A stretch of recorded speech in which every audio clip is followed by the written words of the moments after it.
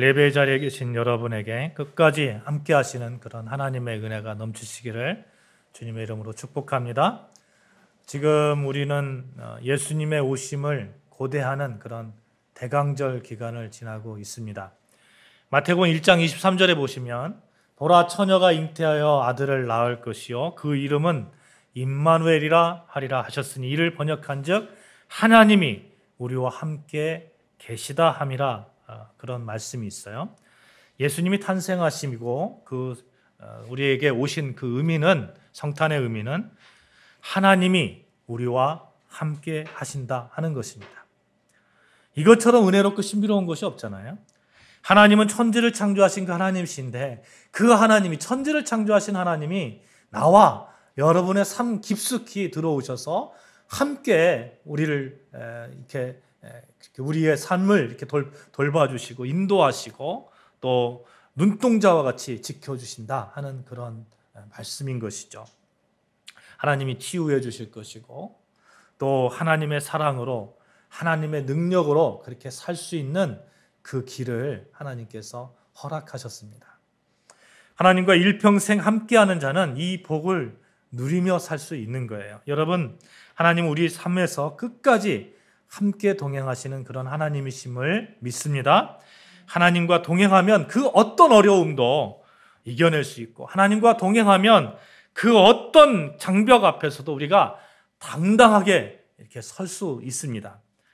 어느 세미나에서요, 한 교수가 칠판에다가 이렇게 어떤 사람을 나오라고 해가지고 칠판에다가 여러분에게 가장 중요한 사람이 20명을 한번 적어보십시오 이렇게 말했어요. 그러니까 그분이 20명을 쫙 적었단 말이죠.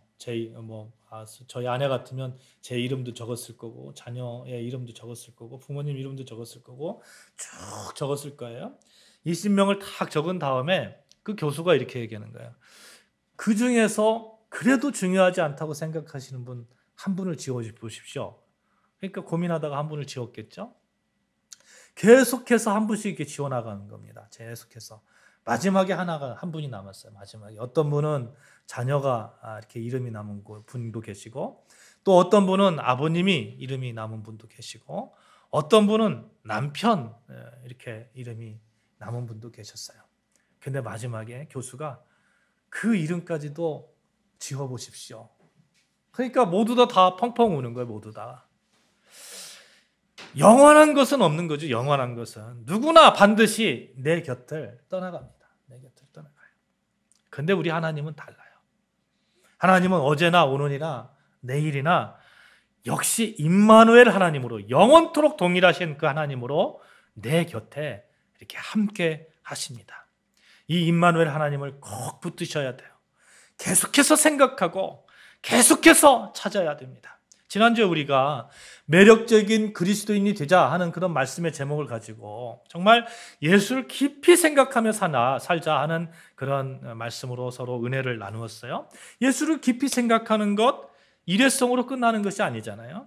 계속해서 끊임없이 그렇게 깊이 생각하면서 나아간다면 하나님의 능력이 내 삶 깊숙이 들어와서 내가 정말 하나님과 동행하는 그러한 삶을 살게 될 것이고, 하나님의 은혜가 어느 순간에 화산 폭발처럼 그렇게 팡 터지는 그러한 역사가, 그러한 날이 있을 거라는 거예요. 여러분, 이 화산 폭발할 때 내가 다음에 내일 이맘때 터질 거예요 이렇게 하고 터집니까? 그렇지 않잖아요. 어느 순간에 팡 터지잖아요. 도끼질을 할 때도 몇 년 전에 제가 어느 TV를 봤는데요. TV 프로그램을 봤는데 거기에서 어떤 그 배우가 나와가지고 도끼질을 하는데 정말 엉성하게 하더라고요. 이게 나무가 있으면 계속 한 곳을 이렇게 찍어야 되는데 이쪽 찍었다가 그러니까 나무가 장작이 펴지지를 않는 거예요. 도끼질은 계속해서 한 곳을 찍어야 되잖아요. 여러분, 이 집중하는 거, 이게 참 중요한 것입니다. 예수님께 집중하는 게 이게 너무너무 중요한 거예요. 어느 순간에 하나님의 은혜가 내 삶 깊숙이 확 들어온다니까요. 빗방울도 있잖아요. 계속 한 군데, 물방울도 한 군데 계속 떨어지다 보면 바위도 이렇게 쪼개지잖아요. 임계점이라고 하는 그 순간이 있단 말이에요. 그러니까 물이 있으면 물이 막 계속 끓이다 보면 100도씨 정도 되면 그냥 수증기가 되어서 날아가잖아요. 그게 임계점이라는 거예요. 변화되는 순간.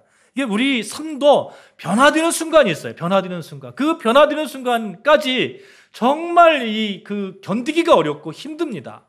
그러나 우리가 끊임없이 예수 그리스도를 생각하고 예수 그리스도의 그 은혜 안에 그 삶을 갈망한다면 어느 순간에 자기도 모르는 그 사이에 그게 계속해서 쌓여서 화산 폭발처럼 그 은혜가 확 이렇게 피어나는 거죠. 터져버리는 겁니다.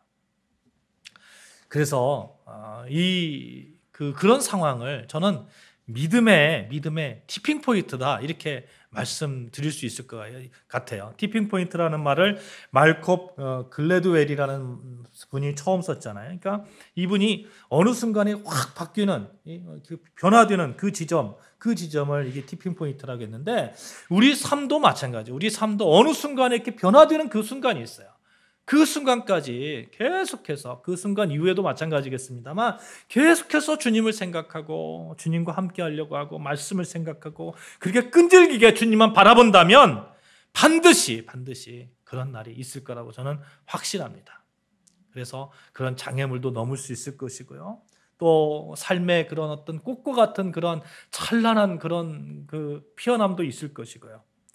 이렇게 우리가 그 달려감, 주님을 바라봄 이게 너무너무 중요한 것 같아요. 그래서 사도 바울도 이런 얘기를 했어요. 빌립보서 3장 14절 말씀에 나는 표대를 향해서 달려간다. 부르심의 상을 위해서 달려간다. 달려갈 때에 달리기 선수가 달려갈 때에 뭐 주변을 이렇게 보면서 달려갑니까? 그렇지 않잖아요. 집중해서 앞을 향해서 집중해서 나아가잖아요. 마찬가지죠. 우리가 뒤돌아볼 여유도 없고요. 그럴 필요도 없습니다. 오직 주님을 생각하고 주님만 바라보고 그렇게 삶을 살아간다면 어떠한 고통도 어떠한 그런 어려움도 삶의 팍팍함도 풍성함으로 바뀌어질 것이고 가로막혀 있는 그런 장애물도 훌쩍 뛰어넘을 것이다 하는 것이죠. 여러분, 우리의 삶 가운데서 이런 삶의 그런 변화가 그런 화산 폭발처럼 팍 터지는 그런 은혜가 우리 삶 가운데 한번 누리면서 살아야 되지 않겠어요? 누리면서. 그렇잖아요. 오늘 본문은 어떠한 장애물 앞에서도 고난 앞에서도 인생의 과제들 앞에서도 철저하게 이 하나님만 바라보는 그 믿음, 그 행위를 통해서 이 장애물이 무너지고 고난이 기쁨이 되고 인생의 문제들이 해결되는 그러한 모습들을 보게 됩니다. 본문은 이스라엘 민족이 가나안 여리고성을 점령하는 그런 사건이잖아요. 출애굽한 이스라엘 백성들이요, 광야 생활을 쭉 했어요. 광야 생활 가운데 이스라엘 백성들이 경험한 게 뭐냐면 하나님의 임재하심입니다. 하나님께서 자기를 이스라엘 백성들을 얼마나 사랑하시는지에 대한 그 확신을 이스라엘 백성들이 알게 됐어요. 가지게 되었습니다. 하나님께서 이스라엘 백성들 광야에서 인도하실 때 어떻게 했습니까? 낮에는 구름 기둥으로, 밤에는 불 기둥으로, 배고파서 쓰러질 때는 어떻게 했어요? 만나와 메추라기를 주셔서 그들이 풍족히 먹을 수 있도록 하셨습니다. 자연스럽게 그들은 하나님을 바라보는 삶에 대해서 알고 있었던 거예요. 하나님을 바라보는 삶. 그런 일상에서 하나님을 경험한 이스라엘 그 여호수아 군대가 이제 요단강을 건너서 첫 번째로 맞이한 그런 그 장벽이 여리고성입니다. 싸움을 해야 됐어요. 싸움을. 여리고성이 얼마나 강력했냐면 여리고성을 발굴한 1930년대에 그 영국의 그 고고학자인 존 가스탱이라는 분이 이런 설명을 했어요. 여리고성은 가파른 그러한 그 바위산 한 35도 경사되는 그런 산 그쪽에 그런 경사 지역에 그 축성된 고대 도시였는데 그 성벽은 이중벽으로 돼 있고 그 외벽과 내벽이 있는데 외벽은 1.8m 정도 되고 내벽은 한 4, 5m 정도 된다는 거예요. 높이는 9m 정도 된다는 거예요. 이게 우리가 지금 생각하면 애게 그렇게 생각할 수 있을지 모르겠지만 우리는 기계 문명이 너무 익숙해져 있잖아요. 당신은 그런 게 없는 거예요. 여러분 9m 한번 올라가려고 생각해 보세요. 이게 말이 안 되는 거예요. 어마어마한 성이에요. 어마어마한 성. 더욱이 이스라엘이 홍해를 건너고 요단강까지 이렇게 갈 때에 여리고 성에 사는 그 백성들이 그 사실을 알고 있었어요. 그래서 아주 철통같이 수비를 하고 있었습니다. 1절 한번 보시면 여리고는 굳게 닫혔고 이렇게 말하고 있어요. 굳게 닫혔고 한마디로 난공불락, 금성철벽 그런 요새가 되어 있다는 겁니다. 이런 성을 이스라엘 군사들이 전부 더군다나 이스라엘 백성의 그 군사들은 군인도 아니에요. 노예 생활했던 그런 민족이에요. 정규군도 아니에요. 그런 이스라엘의 군사력을 갖고 정복한다는 것이 도저히 불가능할 수도 있습니다. 이것이 여리고성을 앞에 두고 당황할 수밖에 없는 상황 속에서 하나님께서는 전혀 이상한 요구를 하고 계세요. 우리 그 3절, 5절 한번 같이 읽을까요? 3절, 5절. 6장 3절, 5절 같이 읽습니다. 시작. 너희 모든 군사는 그 성을 둘러 성 주위를 매일 한 번씩 돌되 엿새 동안 그리하라. 제사장 7은 7 양각 나팔을 잡고 언약궤 앞에서 나아갈 것이요 7째 날에는 그 성을 7번 돌며 그 제사장들은 나팔을 불 것이며 제사장들이 양각 나팔을 길게 불어 그 나팔 소리가 너희에게 들릴 때에는 백성은 다 큰 소리로 외쳐 부를 것이라. 그리하면 그 성벽이 무너져 내리리니 백성은 각기 앞으로 올라갈지니라 하시매. 아멘. 정리해 보면 이런 거예요. 엿새 동안 매일 한 번씩 그 성을 돌고 7째 되는 날에는 7번 돌고 그 제사장들이 앞에서 이렇게 양각 나팔을 팍 불 때에 백성들이 큰 소리를 한번 외쳐라. 이 얘기거든요. 이 얘기예요. 작전이랄 것도 없습니다. 작전이랄 것도 없어요. 그냥 6일 동안 매일 그냥 성을 빙빙빙빙 도는 거예요. 그것도 말도 없이 도는 거예요. 아무 말도 없이 성을 빙빙 돌다가 함성 한번 지르는 거예요. 야, 이런 명령을 했을 때 여러분 할 수 있을까요? 할 수 있을까요? 동의할 수 있습니까? 그런 지도자를 믿을 수 있습니까? 혹시나 여리고성에 있는 군사들이 그렇게 돌고 있을 때 막 성문을 열고 나와가지고 이스라엘 백성을 친다면 10중 8구 이스라엘 백성들은 속수무책으로 그렇게 죽을 수밖에 없을 겁니다. 그런데 이스라엘 백성들이 그대로 했다는 거예요. 그대로. 어떻게 그럴 수 있을까요? 그들에게는 광야 생활을 통해서 절대적으로 하나님의 함께 하심을 경험했기 때문에 그렇습니다. 광야 생활 가운데서 매일매일 하나님을 바라보는 그러한 삶에 대해서 익숙해 있으니까 결정적인 순간에 하나님을 결정적으로 의지할 수 있는 거예요. 낮에는 구름 기둥으로 밤에는 불 기둥으로 만나와 메추라기를 주시는 그 하나님을 경험했기 때문에 하나님을 알고 있기 때문에 그들은 하나님과의 관계 속에서 그런 끈끈함, 하나님을 바라보는 삶이 얼마나 중요한 건지 알고 있었기 때문에 하나님을 신뢰하고 있었기 때문에 그런 엉터리 같은 그러한 요구에도 아멘 할 수 있었던 겁니다. 이것이 너무너무 중요한 것 같아요. 우리가 정말 하나님을 매일 바라보고 예수 그리스도를 매일 생각한다면 어느 순간에 정말 우리 삶 가운데서 닥쳐있는 그러한 고난, 장애물 가운데서 하나님이 어떠한 명령을 하더라도 아멘으로 순종할 수 있는 그러한 믿음의 사람으로 설 수 있더라 하는 것입니다. 오늘 본문은 어떻게 보면 하나님의 테스트 같아요. 테스트 같아요. 이스라엘 백성이 정말 그렇게 할까? 그런 테스트 같아요. 어떻게 보면 이스라엘 백성들의 그런 믿음의 고백, 하나님을 향한 그 순종의 고백이 되는 겁니다. 이스라엘 백성들 여리고 앞에, 성 앞에 섰어요. 여리고성이 꽉 닫혀 있는데 하루에 한 바퀴씩 도는 거예요. 월, 화, 수, 목, 금, 토 계속해서 매일 한 바퀴씩 도는 거예요.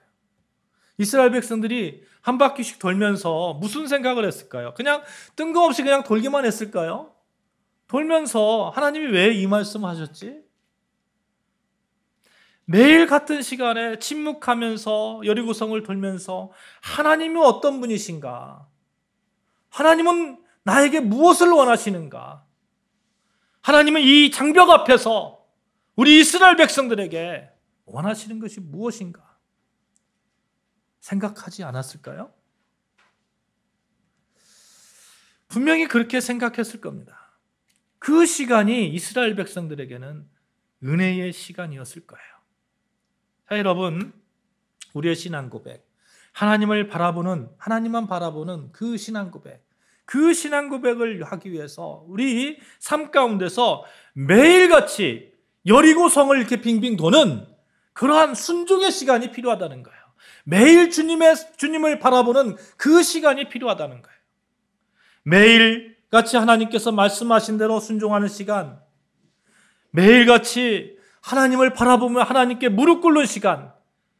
어떤 분은 회사를 출근하기 전에, 어떤 분은 성경 한 장을 읽는 그 시간에, 아침 일찍 일어나고 그래서 그때 기도하는 그 시간에, 어떤 분은 저녁에 기도하는 그 시간이 여리고성을 한 바퀴 도는 그 시간이 될 수 있습니다. 우리가 지금 성경 통독을 하고 있잖아요. 그 성경 통독의 그 시간이 매일매일 여리고성을 도는 그 시간이라고 여러분 한번 생각해 보십시오. 이 하나님을 바라봄, 이 순종의 시간이 우리 삶 가운데 필요합니다. 여러분, 우리 예수 그리스도를 바라보고 예수 그리스도와 함께하고 예수 그리스도를 생각하는 것, 이 생각하는 가운데서 필연적으로 따라오는 것은 하나님 말씀에 대한 순종입니다. 선악과 아시죠? 선악과. 이 순종하면 이 선악과 사건이 생각나는데, 하나님께서 선악과를 놓고 말씀하실 때에 나무의 열매를 먹지 말라 이렇게 하셨어요. 이 말씀은 인간과 하나님을 구별하는 말씀입니다. 에덴 동산이 있잖아요. 에덴 동산에, 에덴 동산 중앙에 생명나무와 또 선악을 알게 하는 나무가 있다고 했어요. 하나님께서 말씀하셨죠. 그 수만 그루가 되는 그 나무의 열매는 다 먹어도 좋다. 그런데 딱 한 가지, 선악을 알게 하는 그 나무의 열매는 먹지 말라 이렇게 말씀하셨어요. 어떤 사람은 아니 하나님께서 왜 그런 명령을 하셔가지고 사람이 그걸 따먹게 하셔가지고 얼마나 먹고 싶었으면 먹었겠냐. 하나님이 죄를 짓게끔 그렇게 말씀하시지 않았냐. 죄를 짓게끔 그 원인 제공한 분은 하나님이시다 이렇게 말씀하는 분도 계십니다만, 그게 어떻게 그렇게 생각할 수가 있겠어요? 창세기 2장 9절 말씀을 보면 여호와 하나님이 그 땅에서 보기에 아름답고 먹기에 좋은 나무가 나게 하시니 동산 가운데는 생명나무와 선악을 알게 하는 나무가 있더라. 이게 정말 아름다운 나무예요. 먹고 싶은 나무예요. 그런데 하나님께서 못 먹게 하셨어요. 왜 그랬을까요? 왜? 여러분, 이거예요. 다른 건 다 먹어도 좋은데 선악과 딱 저것을 보면서 하나님께서 명령하신 것, 나는 하나님의 피조물이지. 하나님의 피조물이지. 이거 생각하라는 거예요. 이거 생각하라는 거. 하나님께 순종하는 자로 서야 되지. 하나님 말씀에 순종하는 자로 서야 되지. 다시 말씀드리면 선악과는 하나님을 기억하고 섬기며 살게 하는 하나님의 방법입니다.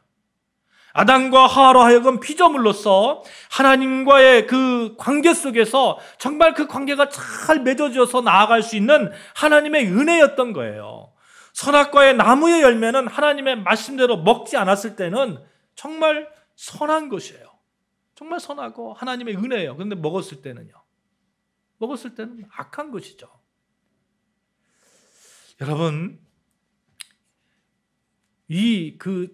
하나님께서 천지를 창조하시고 에덴 동산에서 그 선악과 나무를 놓고 말씀하신 그 말씀 우리가 깊이 생각해야 돼요. 하나님께서는 우리에게 무엇을 원하시느냐? 우리의 삶 가운데 무엇을 원하시느냐? 하나님께서는 하나님 말씀에 대한 순종을 원하시는 거예요. 매일의 우리 여리고성을 돌면서 하나님께서 원하시는 것, 말씀에 대한 순종. 하나님께서 원하시는 것, 예수 그리스도를 생각하면서 예수 그리스도의 그 인격을 닮아가라고 하는 그 말씀에 대한 그 순종, 세상 끝까지 복음을 전하라고 하는 그 말씀에 대한 순종, 이런 것을 하나님께서는 원하시는 거예요. 천지를 창조하시고 처음에 말씀하신 것, 처음에 우리에게 원하셨던 것, 우리가 생각할 필요가 있습니다. 우리에게는 이 여리고성을 도는 매일 한 바퀴씩 돌 때에 그 순종의 시간이 필요합니다. 그 시간이 매일매일 이르는 사람은 복된 사람입니다. 이스라엘 백성이 여리고성을 매일 돌면서 하나님의 인자하심, 간섭하심, 회복하심, 승리의 모습을 기대하면서 기도하면서 그렇게 돌았잖아요. 우리도 그런 시간이 있습니다. 이 시간은 계속해서 이 바위에 떨어지는 물방울과 같은 그런 시간이에요. 이 시간이 있어야 어느 순간에 바위가 두 조각이 탁 나는 겁니다. 이 귀한 시간, 이 티핑 포인트가 되기 위한 그 시간이 필요한 거예요. 이스라엘 백성을 향해서 하나님께서 매일 한번 하나님의 말씀대로 순종하는 시간이 있도록 명령했어요. 안 그래도 이스라엘 백성들은 여리고성을 앞에 두고 막 이렇게 콱콱 막혀 있었습니다. 그런데 하나님은 또 다른 말씀으로 이스라엘 백성들에게 요구하시는 거예요. 매일 한 바퀴씩 여리고성을 돌라. 광야에서 너희가 여호와 나를 경험하였던 그 은혜를 생각하라. 여호와 하나님 내가 너희를 지키고 너희를 인도하고 너희를 살아가는 그 은혜를 매일매일 기억하면서 여리고성을 돌라 말씀하는 거죠. 사랑하는 여러분, 우리 믿음 생활하면서 우리 신앙 생활하면서 우리가 그냥 삶 가운데서 꽉 막혀 있는 여리고성을 만날 때가 있습니다. 그런데 이때에 정말 하나님의 은혜를, 하나님의 우리의 사랑하심을, 하나님의 명령하심을 우리가 여리고성을 이렇게 돌면서 기도하고 예수를 깊이 생각하고 그렇게 한다면 그 장벽이 우리에게 복이 되는 것이죠. 복이 되는 겁니다. 하루에 한 장씩 성경책 읽는 것 아무것도 아닌 것 같잖아요. 주일 예배 드리는 것 이번 주에 안 드려도 다음 주에 드릴 수 있으니. 그러나 그 매일의 한 번이 여러분의 그 티핑 포인트를 이렇게 당깁니다. 빨리 오게끔 하는 거예요.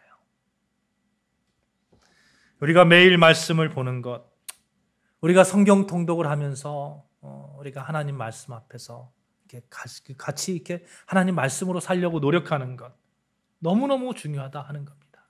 이 말씀을 우리가 정말 붙드는 게 너무너무 중요해요. 6절, 7절 말씀 한번 같이 읽어볼까요? 6절, 7절 말씀 같이 읽습니다. 시작. 눈의 아들 여호수아가 제사장들을 불러 그들에게 이르되 너희는 언약궤를 메고 제사장 7은 양각 나팔 7을 잡고 여호와의 궤 앞에서 나아가라 하고 또 백성에게 이르되 나아가서 그 성을 돌되 무장한 자들이 여호와의 궤 앞에서 나아갈지니라 하니라. 아멘. 여호수아와 믿음의 백성들은 하나님의 말씀을 듣고 바로 준행하기를 시작했어요. 근데 열을 지어서 이렇게 가는데 제일 앞에 무엇을 세우게 했어요? 언약궤를 세우게 했어요. 언약궤 안에 뭐가 있어요? 언약궤 안에 아론의 쌍난 지팡이가 있고 만나와 메추라기가 만나가 있죠. 그 다음에 하나님의 말씀이 기록된 돌판이 있는 겁니다. 그러니까 언약궤를 앞세운 것은 하나님의 은혜로 이스라엘 백성이 광야에서 나왔잖아요. 그 하나님의 은혜를 기억하면서 말씀을 기억하면서 걸으라는 거예요. 무슨 일을 할 때에도 하나님의 말씀이 담긴 언약궤를 앞에 세웠던 거예요. 어떤 일을 할 때에도 하나님의 은혜를 생각했던 거예요. 사랑하는 여러분, 말씀을 통해서 믿음이 새로워지고 말씀을 통해서 하나님의 은혜를 이렇게 새롭게 매일매일 풍성히 느끼시는 여러분과 저 되어주시기를 주님의 이름으로 축복합니다. 그렇게 될 때에 우리 입술을 통해서 찬양이 넘쳐날 거예요. 날마다 주를 찬송하겠네. 주의 사랑의 줄로 나를 굳게 잡아 매소서. 날마다 찬양할 수 있을 거예요. 날마다 주의 사랑의 줄로.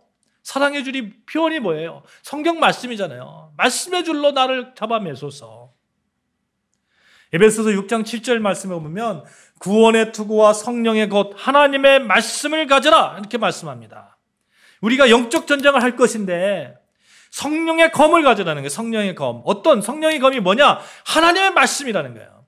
하나님의 말씀을 가지고 앞에 세워서 나아간다면 어떠한 성벽도 물리칠 수 있다니까요. 하나님 그걸 원하시는 거예요. 이런 자에게 능치 못함이 없습니다. 기다릴 수 있어요. 바위가 쪼개지는 그 순간을 기다리면서 계속해서 물방울을 떨어뜨릴 수 있습니다. 우리 6장 10절 말씀 한번 읽어볼까요? 6장 10절 말씀 같이 읽습니다. 시작. 여호수아가 백성에게 명령하여 이르되 너희는 외치지 말며 너희 음성을 들리게 하지 말며 너희 입에서 아무 말도 내지 말라. 그리하다가 내가 너희에게 명령하여 외치라는 날에 외칠지니라 하고, 이 외치지 말라고 하잖아요. 외치지 말라고. 그냥 침묵하는 거죠. 한마디로 침묵하면서 계속 들어. 얼마나 말하고 싶었을까요? 얼마나 떠들고 싶었을까? 하나님이 걷다 보면 은혜도 있을 거고 걷다 보면 불평도 있을 거고 막 이러지 않겠습니까? 그런데 침묵하라는 거예요. 침묵하라. 여러분, 여기에서 우리는 기다림의 은혜를 배웠으면 좋겠어요. 어느 순간 이 바위가 쪼개지는 그 순간을 기다리는 그 은혜, 그 과정, 우리는 그렇게 할 수 있습니다. 충분히 그렇게 할 수 있어요. 왜? 이스라엘 백성들은 왜 그렇게 할 수 있었어요? 7일 뒤에 내가 얘기할 때 양강낙파를 불 때 함성을 지를 것이다. 7일 뒤를 기다리면서 침묵하면서 걸을 수 있는 거예요. 우리도 마찬가지입니다. 우리도 아멘 주 예수여 오시옵소서, 주 예수가 오시는 날 우리는 함성을 지를 수 있는 거예요. 내 삶 깊숙이 예수께서 오실 것이니까, 하나님의 의뢰로 살고 있으니까 그 믿음으로, 그 소망으로 오늘을 여리고성을 돌고 있는 겁니다. 사랑하는 여러분, 기다림의 시간에 우리 불평할 수 있어요. 어떤 때는 기다림의 시간에 하나님의 말씀을 가운데서 은혜가 넘칠 수 있습니다. 근데 보통 보면 기다림의 시간에 불평이 더 많아요. 왜 하나님이 이렇게 꽉꽉 막히게 했을까? 그런 순간에도 여러분 묵묵히 말씀을 붙잡고 한번 여리고성을 돌아보십시오. 하나님은 우리에게 반드시 여리고성을 정복하는, 무너지는 그러한 경험을 하시게 하실 것입니다. 이 존 가스탱이라는 분이요, 이런 얘기를 했어요. 여리고성이 무너진 것을 보고 마치 거인의 손이 있잖아요. 거인의 손이 하늘에서 해변의 모래성을 부순 것처럼 손바닥으로 그 성벽등을 때려 부순 것처럼 보였다. 이렇게 얘기합니다. 여기 한번 생각해 보세요. 모래성이 있잖아요. 모래성. 근데 큰 거인이 모래성을 휙 한다고 생각해 보세요. 여리고성이 그렇게 무너졌다는 거예요. 그렇게 튼튼한 여리고성이 함성 한 번으로 그게 무너졌다는 거예요. 함성 한 번으로. 우리의 삶 가운데 그런 역사가 일어날 줄로 믿습니다. 아멘. 우리가 하나님께서 우리에게 명령하신 여리고성을 도로라는 그 명령에 오늘을 그냥 충실히 도로면 되는 거예요. 말씀을 붙잡고 기대하면서 기다리면서 도로면 되는 거예요. 어느 순간에 우리의 삶 가운데서 하나님의 은혜가, 이 바위를 쪼개는 그 은혜가 펼쳐진다니까요. 그 티핑 포인트가 우리 삶 가운데 있다니까요. 반드시 그날이 있습니다. 더군다나 우리는 영원성을 담보하고 우리는 살고 있잖아요. 그렇잖아요.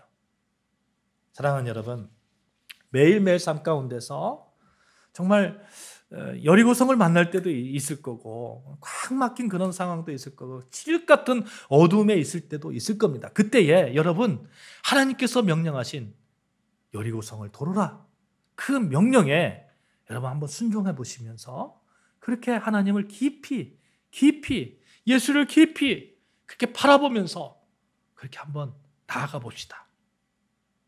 그래서 여러분의 입술을 통해서, 목사님, 제가 그렇게 매일매일 여리고성을 돌았더니 어느 순간에 나에 막혀있던 그 여리고성이 무너지고요, 나에게 꽉 막혀있던 그 캄캄한 어둠이 그 밝은 빛으로 변했고요, 어느 순간에 나의 바위가 쪼개졌습니다. 쪼개져서 샘물이 솟아납니다. 이 간증이 저에게 하시는 여러분의 간증이 되었으면 좋겠어요. 그래서 제가 여러분을 바라볼 때, 그런 은혜가 있었네요. 그런 하나님의 은혜가 있었네요. 제가 여러분을 손을 붙잡고 같이 기쁨의 기도를 했으면 좋겠습니다. 주를 바라면, 따라해 봅시다. 주를 바라면 여리고성은 반드시 무너집니다. 시작. 여리고성은 반드시 무너집니다. 할렐루야. 같이 우리 찬양했으면 좋겠어요. 주만 바라볼지라 같이 찬양합시다.